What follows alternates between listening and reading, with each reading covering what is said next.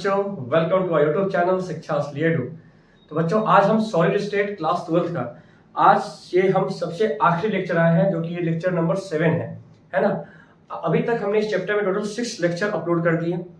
आज इस चैप्टर का लास्ट लेक्चर है और आज के इस लेक्चर में बच्चों पढ़ने वाले हैं डिफेक्ट इन सॉलिड के बारे में कि सॉलिड में कौन कौन से डिफेक्ट है। बहुत इंपॉर्टेंट, यहाँ से क्वेश्चन बहुत बार आपके एग्जाम में, आपके बोर्ड एग्जाम में, आपके कॉम्पिटिटिव एग्जाम जेईई और नीट में जरूर पूछते हैं, है ना।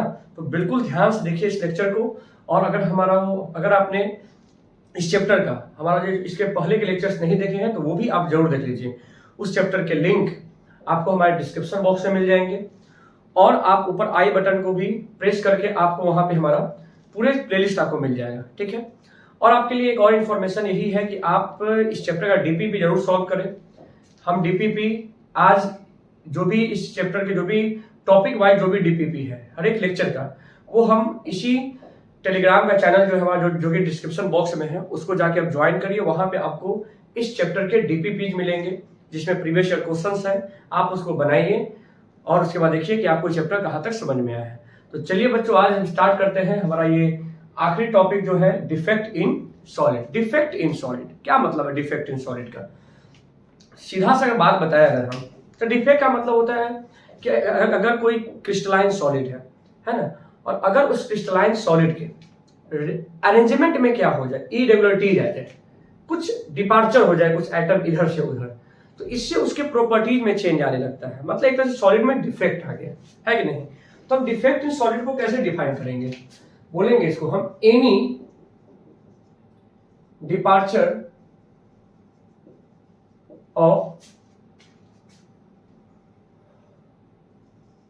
of atom in a crystal,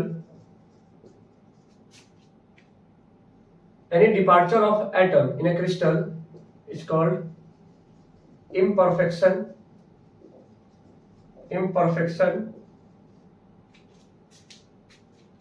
or defect in solids।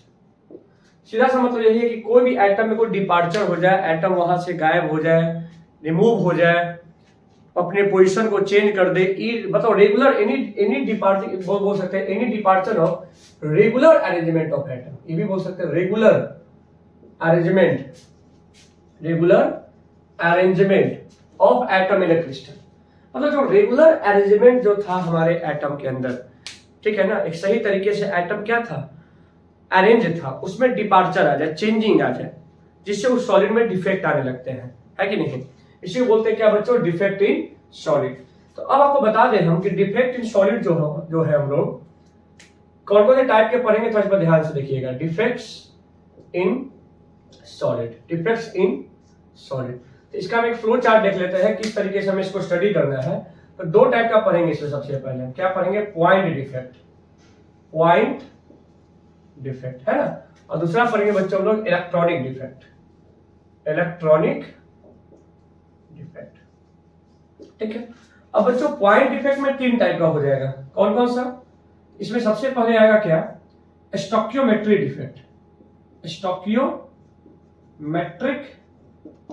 Defect, ठीक है। उसके बाद सेकेंड में क्या आएगा? Non stoichiometric defect. और तीसरा आएगा बच्चों इम्प्योरिटी डिफेक्ट। यही मेन है, इधर उसका कोई ब्रांच नहीं है, वो सीधा इलेक्ट्रॉनिक होगा। अब स्टोकियोमेट्री में भी कुछ टाइप्स आ जाएगा। जैसे इसमें क्या क्या आने वाला है, तो इसको हम यहीं पर लिख देते हैं। स्टोकियोमेट्री में इस तरीके से सबसे पहले बात करेंगे इसमें हम किसके बारे में? Vacancy defect. दूसरा क्या होगा? Interstitial defect. तीसरा बहुत इंपॉर्टेंट स्कॉटी डिफेक्ट। और चौथा क्या पढ़ेंगे हम लोग? फ्रैंकल डिफेक्ट, है ना। ये 4 टाइप का पढ़ना है हमें किसमें? स्टोकियोमेट्रिक डिफेक्ट में। नॉन स्टोकियो में हम लोग 2 पढ़ेंगे। हम लोग एक पढ़ेंगे मेटल एक्सेस डिफेक्ट, और इसमें क्या पढ़ेंगे? दूसरा metal deficiency defect, metal deficiency defect. तो इतने सारे सबके बारे में बारी बारी से जानना है। एक बार फिर से देखिए, डिफेक्ट इन सॉलिड में दो type, point defect, electronic defect. इसमें तीन type, stoichiometry, non stoichiometry, impurity, है ना। स्टोक्योमेट्री में चार type, vacancy defect, interstitial defect, Schottky defect और फ्रैंकल डिफेक्ट। और नॉन स्टोक्योमेट्री डिफेक्ट में पढ़ेंगे क्या, दो, मेटल एक्सेस और मेटल डिफिशियंसी डिफेक्ट, है ना। तो एक काम करिए, पहले आप इसका फ्लो चार्ट नोट कर लीजिए। अब बारी बारी से सबसे पहले स्टार्ट करेंगे पॉइंट डिफेक्ट, उसमें स्टोक्योमेट्री में इन चारों को पहले कवर करेंगे, फिर उसके बाद ये और फिर ये, ठीक है बच्चों। तब आगे आएंगे हम इलेक्ट्रॉनिक डिफेक्ट में। तो पहले आप इसको नोट कर लीजिए।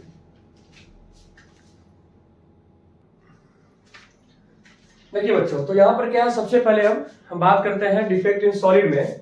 पॉइंट डिफेक्ट जो था, पॉइंट डिफेक्ट जिसको हम बोलते हैं स्टोक्योमेट्रिक डिफेक्ट में, मतलब इसका स्टोक्योमेट्री क्या है, व्हाट स्टोक्योमेट्रिक डिफेक्ट, मतलब एक ऐसा डिफेक्ट आएगा सॉलिड में जिससे उस सॉलिड की स्टोक्योमेट्रिक में चेंजिंग नहीं आएगा।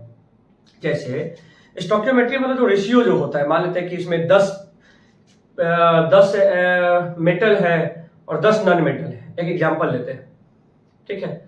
तो हम क्या देखते हैं कि इसमें डिफेक्ट आने के बाद तो रेशियो जो अभी आपने देखा 1:1 का था, 10 एक मेटल और दूसरा भी 10, रेशियो 10:10 का है।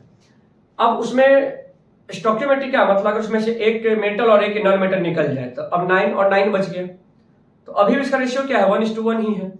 तो इसका मतलब आपने क्या देखा कि इसके स्टोक्योमेट्रिक रेशियो में कोई चेंजिंग नहीं आया। तो यहां पर देखा जाए स्टोक्योमेट्री के बारे में, सबसे पहला जो हम देखेंगे स्टोक्योमेट्री में, स्टोक्योमेट्रिक डिफेक्ट में क्या देखेंगे हम लोग कि यह ऐसा डिफेक्ट है, स्टोक्योमेट्रिक डिफेक्ट, कि नॉट चेंज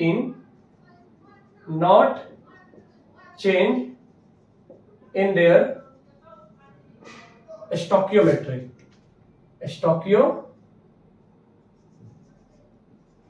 स्पेलिंग लिख लीजिएगा, स्टोक्योमेट्री, ठीक है। आपको बता दें कि ऑल्सो कॉल्ड, ये इसको और क्या बोलते हैं, ऑल्सो कॉल्ड इंट्रिंसिक और थर्मोडायनेमिक डिफेक्ट, इसको इंट्रिंसिक और थर्मोडायनेमिक डिफेक्ट भी बोलते हैं, ठीक है ना। अब इसमें मैंने दो बताया ना, दो, एक हम बात करने जा रहे हैं सबसे पहले किसके बारे में, इसमें चार होता है ना, जिसमें दो पहले देखते हैं, वैकेंसी डिफेक्ट, एक क्या है बच्चों, वैकेंसी डिफेक्ट, ठीक है। और दूसरा हम क्या बात कर लेते हैं इसमें, हम इंटरस्टिशियल डिफेक्ट, ठीक है। आइए सबसे पहले बात करते हैं वैकेंसी डिफेक्ट क्या है, वैकेंसी डिफेक्ट और तब इंटरस्टिशियल। देखिए वैकेंसी डिफेक्ट में सीधा सही बात है कि सबसे पहले बता दें कि occurs in non ionic solid, important, ये शुरू का जो दो बता रहा है ना, वैकेंसी और इंटरस्टिशियल डिफेक्ट, ये ऐसे सॉलिड में आता है जो नॉन आयोनिक हो। नॉन आयोनिक का मतलब केटायन और एनायन उसमें नहीं हो, ठीक है ना। अच्छा, इसमें क्या होता है कि सम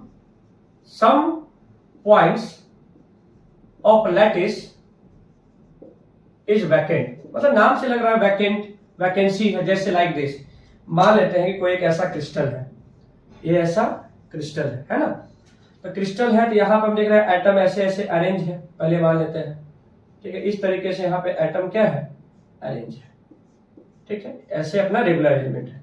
अब हुआ क्या कि यहाँ से कुछ एटम जो है वहां से गायब हो गया, मतलब ये यहाँ से हट गया, और मान लेते हैं यहाँ से एक तो और ये हट गया। तो आपने क्या देखा, ये जो पोजीशन है, ये और ये पोजीशन, यहाँ पे क्या आ गया, वैकेंसी आ गया।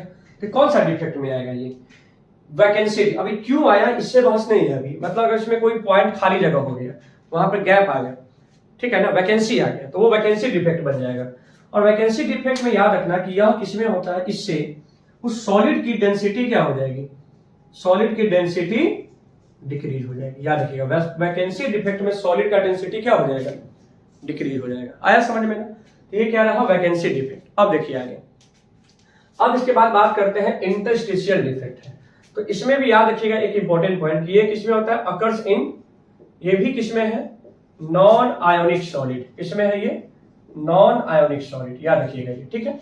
अच्छा, इसमें क्या होगा कि सम एटम्स, ठीक है ना, some atom present at interstitial site। कहां पे चला जाएगा वो? Interstitial site. क्या मतलब इंटरस्टिशियल साइट का समझिए। जैसे मान लेते हैं कि यहाँ पर ये कोई एक बार लैटिस है ना, एक मिनट के लिए, ये कोई लैटिस है जहां पे इस तरीके से एटम अरेंज है, ठीक है, यहां पर इस तरीके से एटम अरेंज है, ठीक है, ऐसे एटम यहाँ पे अरेंज है। अब क्या होगा कि मान लेते हैं इसमें से कुछ एटम, जैसे यही एटम अपने पोजीशन को छोड़ के, ये अपने पोजीशन को छोड़ के यहाँ इस साइड पे आ गया और यहाँ से हट गया, ठीक। वैसे ये एटम यहाँ से हट के यहाँ पे आ गया, है ना। कोई एटम मान लेते हैं, मतलब ये यहाँ से छोड़ के यहाँ आ गया, तो आप क्या देख रहे हैं कि ओवरऑल टोटल एटम उतना ही है, लेकिन ये जहां इंटरस्टिशियल साइट है, जहां जहां कुछ गैप्स है, उसमें जाके फिट हो गया ये। इसका मतलब आपने क्या देखा, कुछ एटम अपने पोजीशन को छोड़ के उस लैटिस के इंटरस्टिशियल साइट पे अगर चला जाए तो क्या होगा, वो उसे जो डिफेक्ट आएगा उस सॉलिड में, वो डिफेक्ट कैसा होगा, इंटरस्टिशियल डिफेक्ट। और इसमें एक बात आपको याद रखना है कि डेंसिटी, क्या डेंसिटी में चेंजिंग आएगा? नहीं, डेंसिटी रिमेन, इसमें डेंसिटी में कोई चेंजिंग नहीं आएगा, है ना। तो ये हमने दो डिफेक्ट पढ़ा, वैकेंसी डिफेक्ट और इंटरस्टिशियल डिफेक्ट, ठीक है। इसमें वैकेंसी आ गया और इसमें वैकेंसी नहीं, इसमें क्या हुआ कि एटम जो है अपने पोजीशन को कहीं चेंज, डेंसिटी क्यों सेम रह गया, क्योंकि एटम तो इसमें लॉस थोड़ी हुआ है, वो तो अभी भी इस क्रिस्टल के अंदर में ही है, तो डेंसिटी ओवरऑल इसका क्या रहेगा, इसका सेम रहेगा। तो इस दोनों को नोट कर लीजिए, वैकेंसी डिफेक्ट और इंटरस्टिशियल डिफेक्ट। अब इसके बाद हम आते हैं क्या, कौन सा डिफेक्ट, स्कॉटी डिफेक्ट और फ्रैंकल डिफेक्ट। बहुत ही इंपॉर्टेंट है वो दोनों, पहले आप इसको नोट कर लीजिए। देखिए, अब इसमें हम बात करने जा रहे हैं बच्चों दो के बारे में। कौन कौन सा, इसको हम बीच में एक लाइन दे देते हैं, दोनों एक बार समझेंगे हम। इसमें बात करते हैं सबसे पहले फ्रैंकल डिफेक्ट। फ्रैंकल डिफेक्ट, ठीक है, देखिए क्या होता है फ्रैंकल डिफेक्ट। और इधर देख लेंगे क्या हम लोग बच्चों, स्कॉटी डिफेक्ट, ठीक है।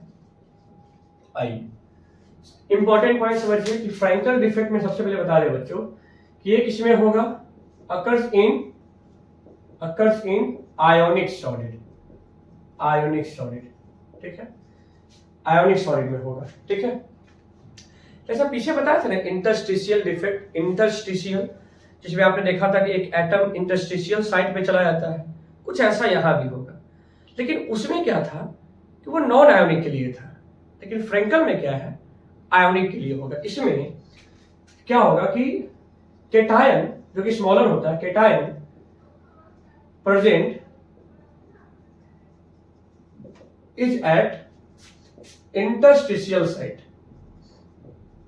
इंटरस्टिशियल साइट, केटायन कहां चला जाएगा, इंटरस्टिशियल साइट पे। जैसे ये समझिए, मान लेते हैं कि यहां एक लैटिस है, ठीक है। अब इसमें क्या है, सोडियम प्लस, इसमें क्लोरीन भी लिख देंगे हम, Na plus, Na plus, Na plus, Na plus, और यहां पे हम क्या लेते हैं, chlorine minus, chlorine minus, chlorine minus, chlorine minus, इस तरीके से chlorine minus, chlorine minus, chlorine minus, है ना, क्लोरीन माइनस, क्लोरीन माइनस, ठीक है।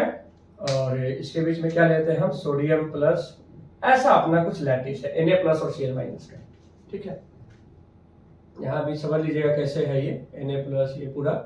अब हुआ क्या कि मान लेते हैं कि अगर कोई केटायन, ये इंपॉर्टेंट पॉइंट है, अगर कोई केटायन क्या हो कि कहीं इंटरस्टिशियल साइट, जैसे यहाँ पर कोई गैप्स है, केटायन अपने प्लेस को छोड़ के कहीं इंटरस्टिशियल साइट पे आ गया और यहाँ पे, यहां से निकल के यहाँ आ गया, ठीक है ना। इंटरस्टिशियल साइट जहां पे कुछ गैप्स है, जहां पे खाली जगह है, ठीक है ना। तो कैसे मान लेते हैं कि अगर स्कूल के प्रेयर में ऐसा लाइन लगा हुआ है, बड़े बड़े बच्चे, है ना, और उसमें अगर छोटू बच्चा आया बीच में लाइन में फिट हो गया, जहां पे गैप था तो इंटरस्टिशियल साइट था, ठीक है ना। तो इससे इस सॉलिड में जो डिफेक्ट आएगा वो फ्रैंकल डिफेक्ट होगा, ठीक है। फ्रैंकल डिफेक्ट से क्या होता है, इसे बता दें कि इसमें डेंसिटी में तो कोई चेंज, अच्छा ये कब होगा, व्हेन large difference in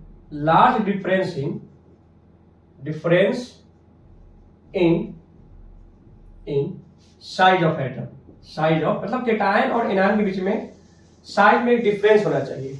ठीक है, जैसे कि एग्जांपल दे सकते हैं क्या, जैसे कि ZnS है ना, AgCl है ना, AgI है ना, AgBr, ये सब कुछ ऐसे हैं जिनमें cation is extremely smaller than anion. तो अगर केटायन एनायन से बहुत छोटा होगा तो केटायन इंटरस्टिशियल साइड पे जाके फिट हो जाएगा, है ना, और इससे जो डिफेक्ट आएगा सॉलिड में, क्या हो जाएगा डिफेक्ट, क्या हो जाएगा वो फ्रैंकल डिफेक्ट आएगा। इससे फ्रैंकल डिफेक्ट आने से क्या इन्फ्लुएंस होता है, तो इसका इलेक्ट्रिकल कंडक्टिविटी इंक्रीज हो जाएगा। इलेक्ट्रिकल कंडक्टिविटी उस सॉलिड का क्या होगा बच्चों, इंक्रीज, इलेक्ट्रिकल कंडक्टिविटी इंक्रीजेस, है ना। डेंसिटी पर कोई फर्क नहीं आएगा, डेंसिटी बोल सकते हैं remain same, density remain same, density में कोई फर्क नहीं आने वाला है, वो रिमेन सेम रहेगा। तो क्या समझ में आया फ्रैंकल डिफेक्ट में, कि फ्रैंकल डिफेक्ट किसमें होता है, आयोनिक सॉलिड, केटायन और एनायन, जिसमें केटायन का साइज एक्सट्रीमली स्मॉल हो एनायन से, तो केटायन सॉलिड के इंटरस्टिशियल साइड पे चला जाएगा। इसके अलावा इसमें और क्या है कि जैसे सब एग्जांपल है, इलेक्ट्रिकल कंडक्टिविटी उसका इंक्रीज हो जाएगा, क्योंकि साइड खाली होगा तो अब इसमें कंडक्टिविटी आयंस का फ्लो आसान हो जाएगा इसमें, है ना, ये सब तरीके से। चलिए अब बात करते हैं किसके बारे में बच्चों, स्कॉटी डिफेक्ट। इसमें क्या है, तो इसमें बताते चले आपको हम कि ये भी किसमें होता है, सबसे पहले अकर्स इन सॉलिड, किसमें होगा ये, सॉलिड में ही होता है, और ionic solid occurs in ionic solid, पहला पॉइंट तो ये हो गया, ठीक है ना। इसमें ये डिफेक्ट कब आएगा कि when cation and when size of cation and anion almost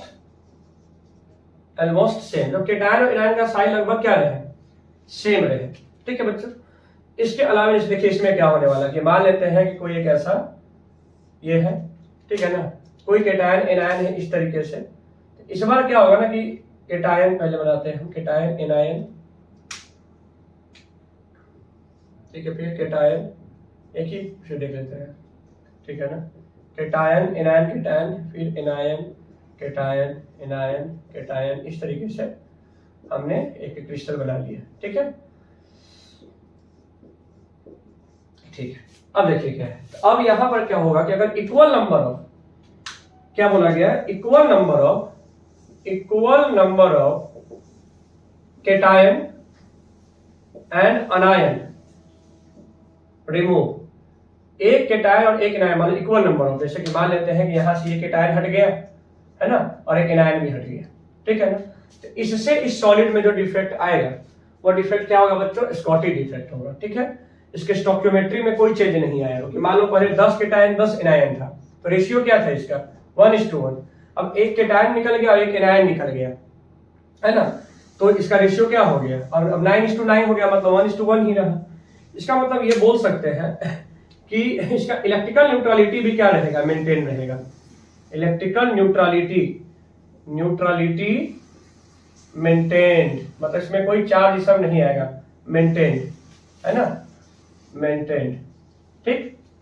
हाँ, अब इसका इन्फ्लुएंस क्या होगा, स्कॉटी डिफेक्ट आने से क्या होता है, तो डेंसिटी उस सॉलिड का क्या हो जाएगा, डेंसिटी डिक्रीज, जितना ज्यादा स्कॉटी डिफेक्ट होते जाएगा उतना ही ज्यादा वो सॉलिड क्या होते जाएगा, उसकी डेंसिटी डिक्रीज होते चली जाएगी। एक नोट में एक इंपॉर्टेंट पॉइंट ये याद रखना है बच्चों कि AgBr जो होता है silver bromide shows Schottky as well as Frenkel defect, ये स्कॉटी और फ्रैंकल दोनों डिफेक्ट देते हैं बच्चों, ठीक है, इतना नोट करिए पहले। और ऐसे इसका एग्जाम्पल और क्या क्या बोल सकते हैं आप, एग्जाम्पल जैसे कि इसमें केटायन और एनायन का साइज ऑलमोस्ट सेम रहे, जैसे KCl हो गया, NaCl हो गया, है ना, ये सब आप इसमें एग्जाम्पल दे देना, ठीक है ना। और AgBr भी दे सकते हैं। AgBr एक ऐसा कंपाउंड होगा बच्चों जिसमें स्कॉटिक डिफेक्ट भी आएगा और एक फ्रैंकल डिफेक्ट, दोनों टाइप का डिफेक्ट ये देता है ये, है ना। तो इस दोनों के बारे में नोट कर लीजिए। और यहाँ से हमारा स्टोइकियोमेट्रिक डिफेक्ट कंप्लीट होता है ना। पॉइंट डिफेक्ट में 3 टाइप बताया था ना, स्टोइकियोमेट्री, नॉन स्टोइकियोमेट्री और तीसरा इम्प्योरिटी डिफेक्ट। ये कौन सा डिफेक्ट कंप्लीट हुआ हमारा? स्टोकियोमेट्रिक डिफेक्ट। ठीक है, तो इसको नोट करिए। अब आगे आते हैं हम लोग नॉन स्टोकियोमेट्रिक डिफेक्ट में। देखिए बच्चों, तो अब सेकेंड क्या हम लोग पढ़ने वाले हैं, इसमें स्टोकियोमेट्रिक डिफेक्ट। स्टोकियोमेट्रिक डिफेक्ट, लेट में चेक कि हमारा स्पेलिंग सही है या नहीं। थोड़ा सा स्पेलिंग का इशू होता है मेरे साथ कभी कभी। स्टोकियोमेट्रिक सही है, बस ये क्या है, नॉन स्टोकियोमेट्रिक देखना है ना, नॉन स्टोकियोमेट्रिक डिफेक्ट है ना। स्टोकियोमेट्रिक तो पढ़ लेना हम लोग, नॉन स्टोकियोमेट्रिक डिफेक्ट। अब इसमें सीधा सही बात है कि इसमें जैसे कि स्टोकियोमेट्रिक में क्या था कि जो भी केटायन या एनायन हो उसका रेशियो क्या होता था, मेंटेन रहता था। अब इसमें क्या होगा कि वो रेशियो मेंटेन नहीं रहेगा, वो केटायन और एनायन का। ठीक है ना, जैसे इसमें क्या होगा कि ratio of cation and anion different from ideal chemical formula. Ideal chemical मतलब आइडियल क्रिस्टल से वो क्या हो जाएगा, वो डिफरेंट हो जाएगा इसका रेशियो।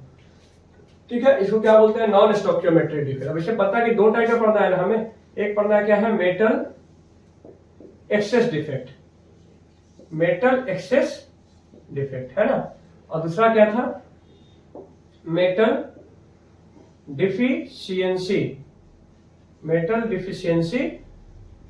डिफेक्ट। ठीक है बच्चों, अब आइए तो हम सबसे पहले बात करते हैं किसके बारे में, हम मेटल एक्सेस डिफेक्ट के बारे में। ठीक है ना, just wait.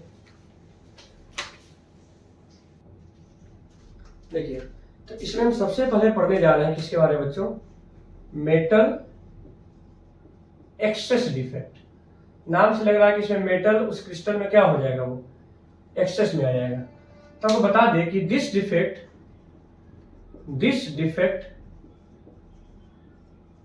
Arises in solid by two ways. दो तरीके से यह डिफेक्ट अराइज होता है। पहला क्या है इसमें, एनायन वैकेंसीज, एनायोनिक वैकेंसी हो जाना, वैकेंसी। ठीक है, और दूसरा क्या है, presence of extra cation at interstitial side. Interstitial side में बच्चों एक्स्ट्रा केटायन का आ जाना। चलिए सबसे पहले बात कर जा रहे हैं किसके बारे में हम लोग, एनायोनिक वैकेंसीज। एनायोनिक वैकेंसी, इसमें क्या होगा समझिए ध्यान से, है ना, एनायोनिक वैकेंसी। जैसे मान लेते हैं ना बच्चों कि यहाँ पर क्या है कि जैसे कोई NaCl का ये क्रिस्टल है। ठीक है, इसमें Na plus Cl minus, Na plus Cl minus, Cl minus Na plus, Cl minus Na plus, Na plus, इस तरीके से हम इसका क्रिस्टल बना लेते हैं, आयोनिक क्रिस्टल। ठीक है बच्चों, अब इसमें क्या होगा कि हमने मान लेते हैं हम यहां से सोडियम का वेपर पास करते हैं हम। ठीक है, सोडियम वेपर। ठीक है, सोडियम वेपर। जैसे ये वेपर इस क्रिस्टल से पास करा तो यहां से क्या हो गया, बाहर निकल गया NaCl। पर इसमें से सोडियम वेपर एक क्लोरीन आयन को अपने साथ ले गया। मान लेते हैं कि यह क्लोरीन आयन यहां से चला गया और ये सोडियम एक इलेक्ट्रॉन यहां पे ऐसे छोड़ दिया। ठीक, मान लेते हैं यहां से भी क्लोरीन आयन चला गया तो 2 Na, और यहां पर उस सोडियम का एक इलेक्ट्रॉन यहां आ गया। ठीक है ना, तो ये इससे जो डिफेक्ट आएगा, मतलब यहाँ पे एनायन की वैकेंसी हो गई। देखिए एनायन कम हो गया ना। और अब एक बात बताइए कि अब क्या केटायन और एनायन का रेशियो सेम है क्या? कहाँ सेम है? पहले Na प्लस और Cl माइनस का रेशियो सेम था, इसका मतलब स्टोकियोमेट्री मेंटेन था। लेकिन यहाँ पर क्या है कि जैसे ही क्लोरीन आयन निकला, मतलब एनायन की वैकेंसी हुई, तो सोडियम और क्लोरीन का अब रेशियो डिस्टर्ब हो गया, नॉन स्टोकियोमेट्री हो गया, है कि नहीं? यहाँ तो कोई दिक्कत नहीं है। अब देखिए, अब इसके बाद क्या है, इसमें कुछ क्या है कि अगर बोला जाए ये जो आपने देखा इलेक्ट्रॉन, इसको बोलते हैं बच्चों एफ सेंटर। क्या बोलते हैं इसको हम? F centre. एफ सेंटर एक जर्मन वर्ड है, जर्मन वर्ड जर्मन वर्ड है जिसका मतलब होता है पारबेनजेंटर। पारबेनजेंटर इसका मतलब होता है कलर्ड। क्या होता है? कलर्ड क्रिस्टल, है ना। मतलब क्रिस्टल का कलर में क्या आने लगेगा? चेंजिंग आने लगेगा। जैसे यहाँ पर इलेक्ट्रॉन आएगा, है ना, और अब उसके बाद इस पर जब कोई लाइट फॉल करेगा तो इसका इलेक्ट्रॉन का एक्साइटेशन होगा और इससे यह कलर में चेंजिंग आ जाएगा। ठीक है बच्चों, मतलब एफ सेंटर इसको बोलते हैं, इलेक्ट्रॉन को एफ सेंटर, पारबेनजेंटर, इससे क्रिस्टल का कलर में चेंजिंग आने लगना ड्यू टू एनायनिक वैकेंसी। ठीक है, अब अगर आपसे पूछा जाए इसमें और क्या क्या हो रहा है, तो इस डिफेक्ट आने से, ठीक है ना, ये बन जाएगा बच्चों पैरामैग्नेटिक नेचर का। कौन सा नेचर का? पैरामैग्नेटिक नेचर, है ना।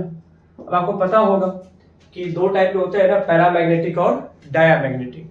डायामैग्नेटिक जो इलेक्ट्रिक मैग्नेटिक फील्ड में जो रिपल्सन शो करे, है ना, वो डायामैग्नेटिक होता है। पैरामैग्नेटिक जो अट्रैक्शन देगा, ठीक है ना। अगर देखा जाए तो इसका इलेक्ट्रिकल न्यूट्रलिटी यहाँ पर क्या रहेगा?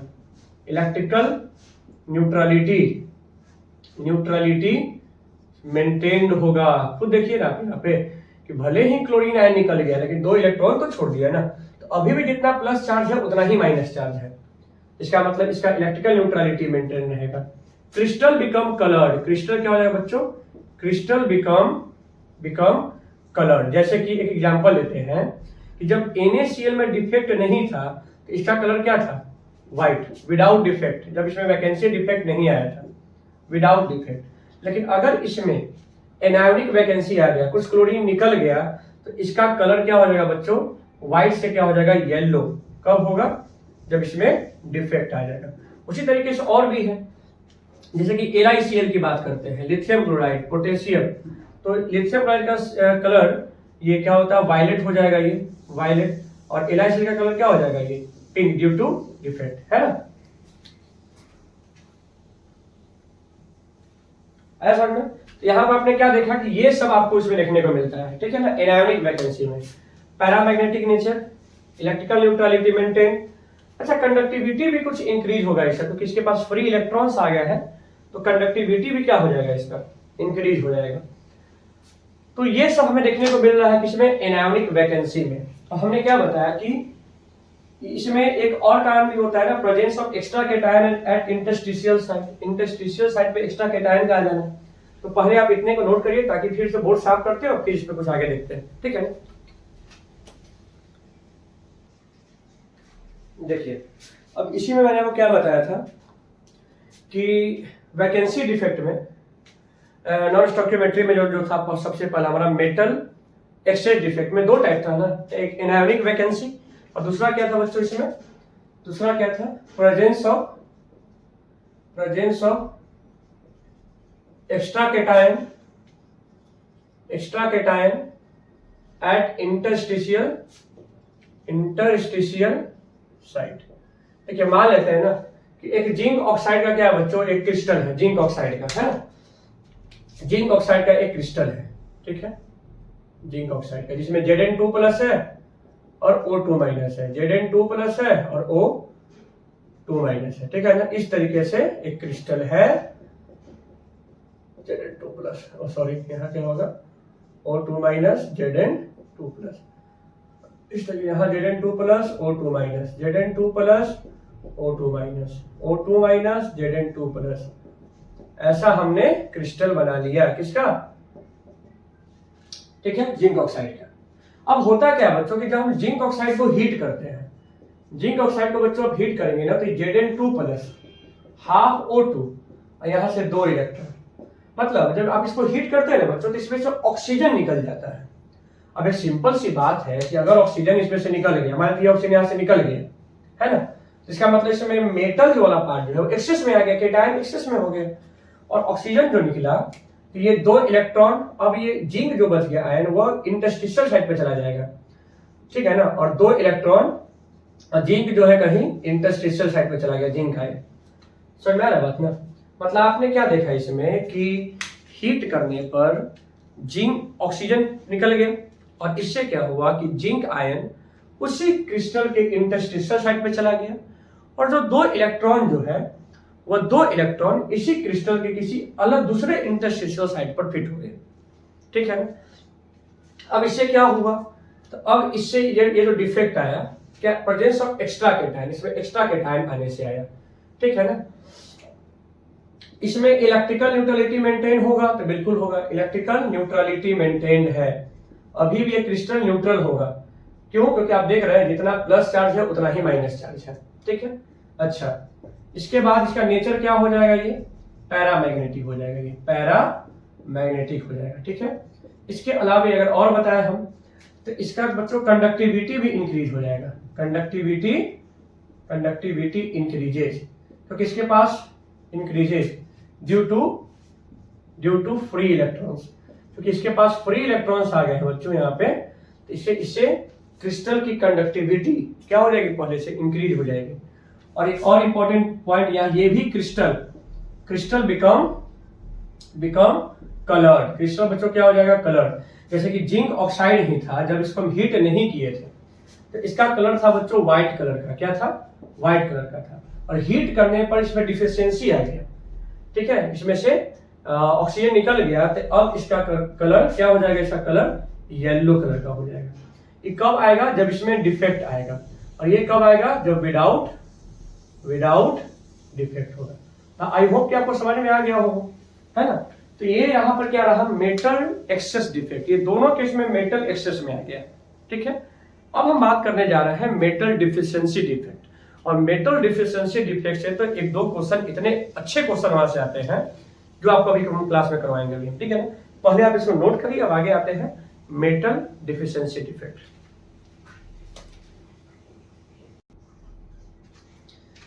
तो अब इसके बाद क्या आता है बच्चों, इसमें नॉन स्टोइकियोमेट्री का सेकेंड पार्ट क्या है बच्चों, मेटल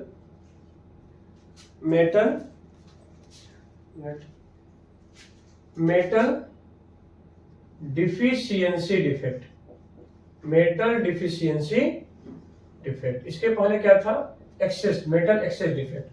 अब देखिए इसमें इंपॉर्टेंट पॉइंट क्या है समझिए, ये भी नॉन स्टोइकियोमेट्री में है। यह डिफेक्ट तभी शो करता है, तभी when those metal that has variable valency, जिसके पास क्या हो बच्चों, वेरिएबल वैलेंसी हो, वैलेंसीज।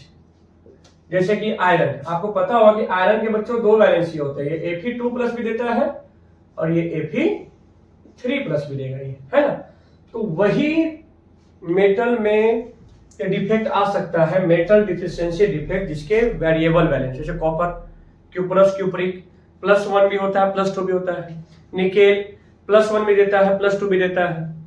तो ऐसे ही मेटल जिनमें वेरिएबल वैलेंसी हो, ठीक है ना। अच्छा, अब इसमें क्या होगा समझ, जैसे एक एग्जांपल लेते हैं यहाँ पे हम, कि मान लेते हैं बच्चों कि आयरन ऑक्साइड का क्रिस्टल है, ठीक है, Fe2+, O2-, Fe2+, O2-, Fe2+, O2-, Fe2+, ऐसा क्रिस्टल है, आयोनिक क्रिस्टल। किसका है बच्चों, ये आयरन ऑक्साइड का, है ना। ये बहुत इंपॉर्टेंट है ये, ठीक है। अब समझिए कि इसमें आ गया। अब हम इसमें क्या देखते हैं कि मान लेते हैं बच्चों किसी कारणवश, वो रीजन नहीं जानना हमें, बस यहां से 3 हम यहां से निकाल लिए, Fe2+ 1, ये 2 और ये 1, 3। अब 3 Fe2+ निकला, इसका मतलब 6+ चार्ज निकल गया, और उसके बदले में Fe3+ आ गया, कितना, 2 आ गया, देख लीजिए। अरे Fe2+ निकला है कितना, 3 निकला है, मतलब 6+ चार्ज आ गया, 6। तो 6+ चार्ज को मेंटेन करने के लिए आयरन का +3 वाला वैलेंसी आ गया। इसका मतलब यहां पर तो क्या हो गया, खाली हो गया ना जगह। तो क्या लगता है यहाँ पे स्टोइकियोमेट्री मेंटेन रहा क्या, यहाँ पे पहले केटायन और एनायन का रेशियो फिक्स था, है ना। मान लेते हैं कि 10 केटायन था, 10 एनायन था, लेकिन अब क्या हुआ कि 3 Fe2+ के बदले 2 Fe3+ आ रहा है ना। तो अब आपने क्या देखा कि केटायन हमारा 9 हो गया और एनायन तो 10 का 10 रह गया, लेकिन इलेक्ट्रिकल न्यूट्रलिटी तो मेंटेन है अभी भी यहाँ पे। तो इसको बोलते हैं बच्चों नॉन। अब यहाँ पे क्या था, मेटल डिफिशियंसी में नहीं हो गया, एनायन तो वही है, लेकिन पहले Fe2+ और O2- बराबर था, लेकिन 3 Fe2+ के बदले 3 Fe2+ निकलने के बदले Fe3+ कितना आया है, 2 ही तो आया ना, 2 ही ना आया। इसका मतलब मेटल डिफिशियंसी में हो गया, है ना, इसको बोलते हैं मेटल डिफिशियंसी डिफेक्ट, ऐसे सॉलिड को। ठीक है, अब इस पे दो क्वेश्चन करते हैं, बहुत ही अच्छा क्वेश्चन है इस पे, जहां से बहुत बार आपके एग्जाम में पूछा है ये क्वेश्चन। ठीक है, पहले इतना को नोट करिए, अब आते हैं क्वेश्चन पे। देखिए बच्चों, यहाँ पर क्वेश्चन क्या है, the composition of a sample of iron oxide, एक आयरन ऑक्साइड है, ठीक है ना। अब आयरन ऑक्साइड में आप क्या देख रहे हैं यहाँ पे कि इसमें इसका फॉर्मूला Fe 0.93 और ऑक्सीजन 1.00। तो पूछ रहा है कि iron, what percentage of iron present in the form of Fe3+, Fe3। अब देखिए, अब ऐसे आयरन ऑक्साइड होता था FeO, मतलब अगर ऑक्सीजन एक है तो आयरन भी क्या है, एक है, लेकिन यहाँ पे हो गया है मेटल डिफिशियंसी डिफेक्ट, जरूर Fe2+ के निकलने से Fe3+ आ गया। तभी देख रहे हैं एक ऑक्सीजन पे अब ये एक आयरन नहीं है, 0.93 है। इसका मतलब तो पूछ रहा है कि उसमें कितने परसेंट में Fe3+ है। आपसे परसेंट पूछ सकता है, आपसे क्वेश्चन में Fe3+ का फ्रैक्शन पूछ सकता है ना, रेशियो पूछ सकता है, कुछ भी। तो हम क्या करते हैं, निकालना है Fe3+ कितने परसेंट में है इसमें। ठीक है, तो एक बात ये बताइए कि आप यहाँ देख रहे हैं, बहुत इंपॉर्टेंट क्वेश्चन, बोर्ड में ऐसा क्वेश्चन जरूर पूछता है आपसे, 0.93 ऑक्सीजन 1.00, मतलब एक ऑक्सीजन पर 0.93 आयरन है। तो अगर ऑक्सीजन 100 है तो आयरन कितना हो जाएगा, 93, है ना। ये हाँ, अगर डिफेक्ट नहीं होता तो 100 ऑक्सीजन पे 100 आयरन होता, ठीक है, लेकिन डिफेक्ट आने से 100 ऑक्सीजन पे 93 आयरन है। ठीक है ना, तो मान लेंगे इसमें कि late number of Fe3+, Fe3+ पर कितना है इसमें, X है। बताओ तो नंबर ऑफ Fe2+ कितना होगा इसमें। टोटल अगर 93 है आयरन, और उसमें आयरन के 3 वैलेंसी वाला अगर X है तो 2 वैलेंसी वाला 93 माइनस क्या हो जाएगा, यहाँ पे X हो जाएगा। ठीक है बच्चों, अब यहाँ समझिए, अब अगर Fe3+ अगर 1 है तो 3+ चार्ज है, अगर ये 2 होता तो 6+ का चार्ज होता, अगर ये 10 होता तो 30+ का चार्ज होता, तो अगर ये X है तो टोटल चार्ज कितना देगा, ये 3x प्लस ये 2+ का नंबर कितना है, 93 माइनस है, तो टोटल चार्ज कितना हो गया Fe2+ वाला, 2 × 93 माइनस x। ठीक है, तो ये रहा टोटल पॉजिटिव चार्ज। अच्छा, क्योंकि न्यूट्रल है तो जितना पॉजिटिव चार्ज है उतना ही क्या है, नेगेटिव चार्ज है। तो एक ऑक्सीजन पे होता है 2 नेगेटिव चार्ज, O2-, तो अगर 100 है तो टोटल नेगेटिव चार्ज कितना हो जाएगा, 2 × 100। आया समझ में। फिर से देखिए, Fe3+ X है तो टोटल प्लस चार्ज 3x, ये Fe2+ वाला कितना है, 93 माइनस x है, तो टोटल चार्ज कितना होगा, 93 माइनस x × 2, तो total positive charge total negative charge के इक्वल, तभी तो हमारा कंपाउंड न्यूट्रल है ना। ठीक है, अब इसको सॉल्व करना है, सिंपल सा सॉल्यूशन है, 3x प्लस 93 2 जा 3 2 6 और 9 2 18, है ना। आया समझ में। और माइनस क्या कर देंगे यहां से हम, 2x = 200। ठीक है ना। अब देखिए 3x - 2x कितना हो जाएगा, x = 200 - 186, यानी x कितना होगा, ये 14, मतलब x 14 आने का मतलब Fe3+ कितना आ गया, 14 आ गया, है कि नहीं। तो अगर आपसे पूछा गया क्या इसमें परसेंटेज, क्या पूछा गया, परसेंटेज ऑफ Fe3+, तो परसेंटेज कैसे निकलता है, जितना Fe3+ का है वो ऊपर, और टोटल कितना है, टोटल आयरन 93 इंटू क्या हो जाएगा 100। इसको सॉल्व करिए और यहां से क्या निकालेंगे, परसेंटेज ऑफ Fe3+। अगर Fe2+ का पूछता तो अगर Fe3+ वाला 14 है तो Fe2+ कितना होता, 93 माइनस 40। अगर इसका परसेंटेज पूछता तो जो आएगा वो ऊपर टोटल 93 × 100, है कि नहीं। तो एक ऐसा क्वेश्चन इसमें आता है। ठीक है बच्चों, तो एक और क्वेश्चन आपको दिखाते हैं बना के, लेकिन उस क्वेश्चन को बनाने से पहले वीडियो को पॉज करेंगे आप, और पहले आप खुद से सॉल्व करेंगे आप उसको। ठीक है, और तब देखिए कि क्या आपका तरीका जैसे हमने इसको सॉल्व किया वैसे है या नहीं। क्वेश्चन को पहले खुद से बना के देखिएगा आप। ठीक है, तो पहले आप इसको नोट कर लीजिए। आप देखिए, तो इसको आप खुद से ट्राई करिए पहले। देखिए, अब फार्मूला ऑफ मेटल ऑक्साइड, फिर से एक मेटल ऑक्साइड है।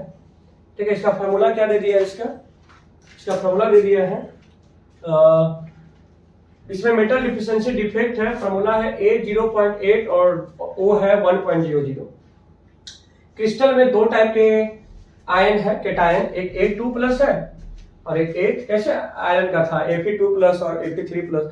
यह जनरल फॉर्म में ले लिया है Fe2+ ऐसा कुछ, ठीक है। अच्छा, fraction of metal existing as A2+ ion, ठीक है, A2+ आयन, कितने फ्रैक्शन में A2+ है? फ्रैक्शन बोला, परसेंटेज पूछ सकता है, कुछ भी, है ना। तो देखिए यहां भी वही चीज है, तो आप क्या करिए कि आयरन आपका A क्या लिखे 0.8 है और O है 1.00, मतलब अगर ये 1 है तो ये 0.8 है, अगर ये 100 है तो ये कितना होगा 80 होगा, ठीक है बच्चों। तो हम सब मान लेंगे फिर से यहां से let number of A2+ is equal to X, then A3+ is equal to 80 - X। आ गया समझ में आपको?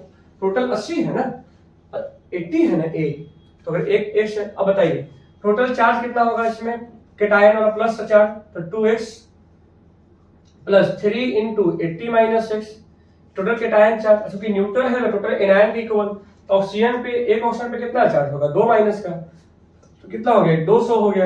अब इसको सॉल्व करिए आप इसको, 2X + 8 3 = 24 - 3X, sorry 3X is equal to कितना 200, तो 2X और ये क्या हो जाएगा ये -X is equal to direct लिखिए यहाँ पर X इज इक्वल टू क्या हो गया 40, X 40 आने का मतलब A2+ कितना आ गया 40 आ गया।